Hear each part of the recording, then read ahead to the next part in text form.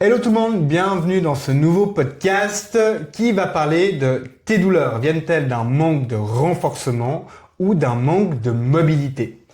Face à une douleur, on entend souvent deux conseils qui sont totalement opposés, se renforcer ou bien s'étirer.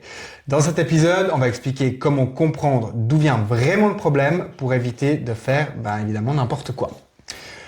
La première question pour toi, Sarah, comment faire la différence entre un muscle réellement faible et un muscle simplement raide, dur, contracturé? Très bien, très bonne question, qui est un peu compliquée, complexe on va dire, mais Au final, ouais. et je pense qu'on a surtout deux visions différentes sur ça. Pour moi, un muscle qui va être raide, très contracturé, je vais y arriver, c'est un muscle qui n'a peut-être pas forcément assez d'étirement, donc on le travaille beaucoup, mais on va pas l'étirer assez. Ouais. Et j'ai oublié ta deuxième partie de question, bien évidemment. Alors, Le ça cerveau repose va en 1000 à entier, l'heure. on sera plus simple. Comment faire la différence entre un muscle réellement faible Oui. et un muscle simplement raide, dur, contracturé? Ah oui. Donc, je rebondis sur ce que j'ai dit avant. Donc, un muscle pour moi qui est raide, donc qui est très contracturé, il va forcément être faible pour moi. Ouais. Parce que si t'as pas l'amplitude du mouvement, pour moi, c'est qu'il y a de toute façon un manque à quelque part. Oui. Donc, tu vois, l'amplitude du mouvement sera moins bonne, donc le travail musculaire sera moins performant aussi. Mais j'imagine que toi, par exemple, quand tu masses, c'est différent, non?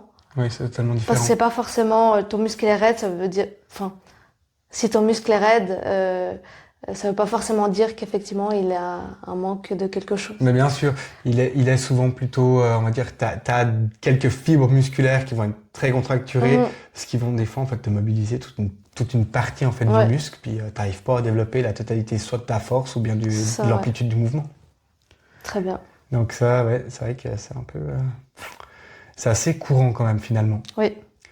On part directement sur la deuxième question. Pourquoi un muscle raide n'est pas forcément un muscle faible? Donc si je reprends ce que j'ai dit avant, pour moi un muscle raide va être faible dans le sens où on va pas exploiter sa totalité de sa force, mais sur une courte durée, ça va pas trop affecter. Enfin, si ton muscle est raide depuis 1 ou 2 semaines et que tu continues d'entraîner et que tu arrives à avoir tes amplitudes, ok. Mais si ça reste sur du long terme et qu'on traite pas, Ouais. pour moi là le muscle, s'il est raide, il va être faible pour moi. Oui. Un bout d'un moment dans la durée. Pas forcément au début, mais sur la durée, oui. Ok. Ouais, c'est vrai qu'il faudrait reprendre en fait un entraînement qui serait totalement différent afin de pouvoir améliorer.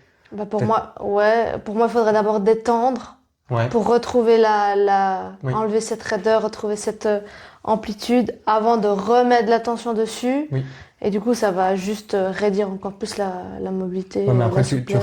reprends l'entraînement. Et après, on qui reprend est l'entraînement, mais totalement- en adaptant. Ok, Exactement. ouais, en adaptant, ouais. La troisième et dernière question, pourquoi avoir de la mobilité ne veut pas dire forcément savoir bien bouger? C'est vrai. Effectivement, on peut être très mobile, mais on peut ne pas savoir explorer cette mobilité.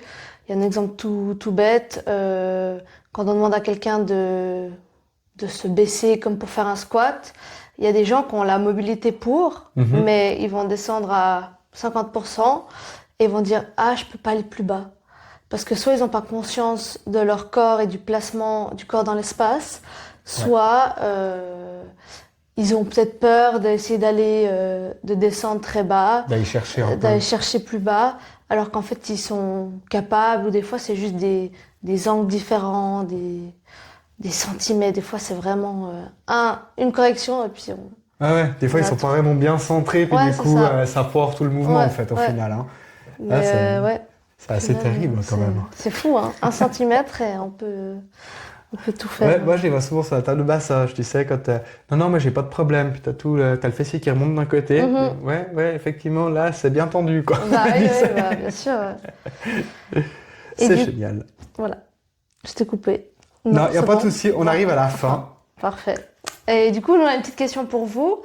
Quand vous avez mal, quelque part, est-ce que vous pensez que c'est plutôt un manque de souplesse ou un manque de force?